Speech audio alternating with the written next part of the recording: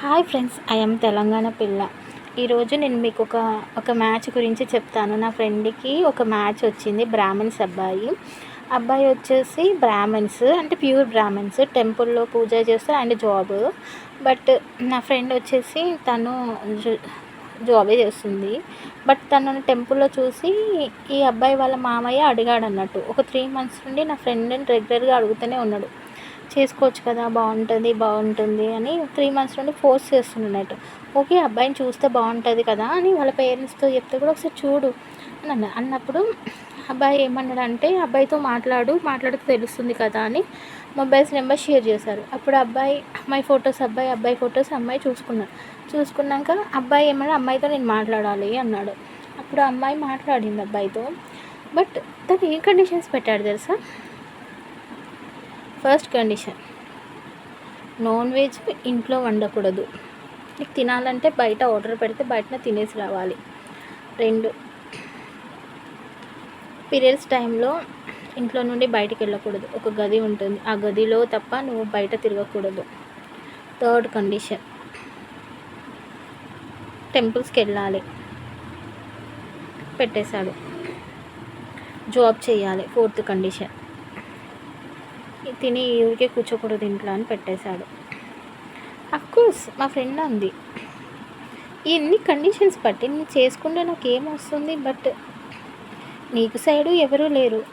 Of course నీది 2 lakhs salary అన్నట్టు, but నీ 2 lakhs శాలరీ కాదు, 75,000 శాలరీ. ఈ జనరేషన్లో 75,000కి ఏమొస్తుంది అని నా ఫ్రెండ్ క్వశ్చన్ చేసింది. ఓకే, అబ్బాయి ఫొటోస్ 10 years బ్యాక్ దిగిన ఫొటోస్ మా ఫ్రెండ్కి సెండ్ చేశాడు. యాక్చువల్లీ మా ఫ్రెండ్ అంది, నీ రీసెంట్ పిక్ చూపెట్టండి, వాళ్ళ మాయనని రీసెంట్ పిక్ తన టెంపుల్కి వచ్చినప్పుడు వీడియో కాల్ చేసి చూపెట్టండి అని అడిగితే, వీడియో కాల్ చేసి చూపెడితే అఫ్కోర్స్ ఈ హెయిర్ మొత్తం ఏమీ లేదు, ఎంటీ. అదే నా ఫ్రెండ్ అడిగారు, మరి నీకు ఎప్పుడో ఫొటోస్ పెట్టావేంటి, మరి ఇప్పుడు ఫొటోస్ పెట్టవచ్చు కదా, మరి ఎంటీ మొత్తం హెయిర్ మొత్తం లేదు కదా, బట్ నువ్వు నాకు ఇన్ని కండిషన్స్ పెట్టావు, బట్ నేను నీకు ఒక కండిషన్స్ పెడతాను అని చెప్పింది.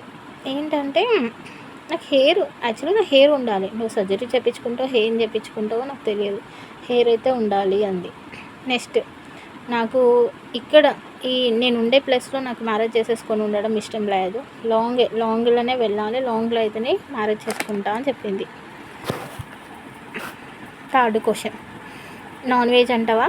ఓకే, బట్ అది ఇష్టంతో బంద్ చేస్తా, ఇంట్లో కుక్ చేయొద్దు, అది చేయొద్దు, ఇది చేయొద్దు అంటే ఆఫ్కోర్స్ ఎవరికైనా సెంటిమెంట్స్ ఉంటే కుక్ చేయనేమో, బట్ అని అన్నాక ఇన్ని కండిషన్స్ ఒక్కసారి నాతో మాట్లాడింది నా ఫ్రెండ్.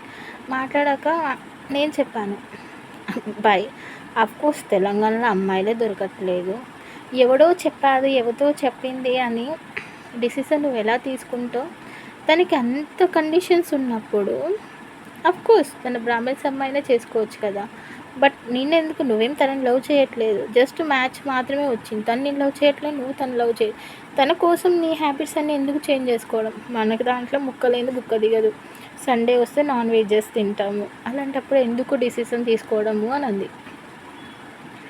అనేసి మా ఫ్రెండ్ ఏం చేసింది, బట్ మీరు నాకు సెట్ కావడండి, మీరు వేరే మ్యాచ్ చూసుకోండి అని చెప్పింది. చెప్తే తనేమన్నాడు తెలుసా, అఫ్కోర్స్ నీకోసం నేను సర్జరీ చేయించుకుంటాను అన్నాడు.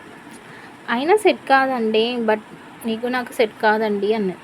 అందుకే అండి, జస్ట్ ఒకరి మీద ఒకరికి ఇష్టం ఉండాలి, కానీ నువ్వు ఇదే చేయాలి, ఇది చేస్తేనే పెళ్లి చేసుకుంటా, ఇలా ఉంటేనే పెళ్లి చేసుకుంటా అంటే ప్రేమ కాదండి. అసలు అది ఒక అగ్రిమెంట్ మ్యారేజ్ అవుతుంది కదా, నిజం చెప్తున్నా.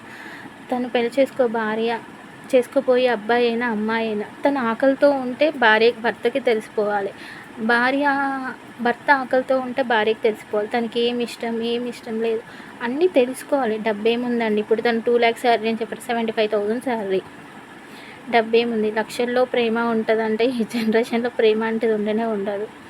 బట్ అంతేనండి, ఆ మ్యాచ్ అయితే మా ఫ్రెండ్ది క్యాన్సిల్ అయిపోయింది. ఇంకా మా ఫ్రెండ్కి ఇంకా 4 matches ఉన్నాయి. బట్ మా ఫ్రెండ్ జాతకం ప్రకారం అయితే ఉగాది వరకు బాగాలేదు. మా ఫ్రెండ్ కండిషన్స్ పెట్టి ఇప్పుడు సడన్ కార్తీక మాసంలోనే పెళ్ళి అన్నాడు. బట్ కార్తీక మాసంలోనైతే పెళ్ళి కుదరదు, నేను చేసుకుంటే శ్రావణ మాసంలో చేసుకుంటాను, కార్తీక మాసంలో అయితే నేను చేసుకోను అని ఉంది.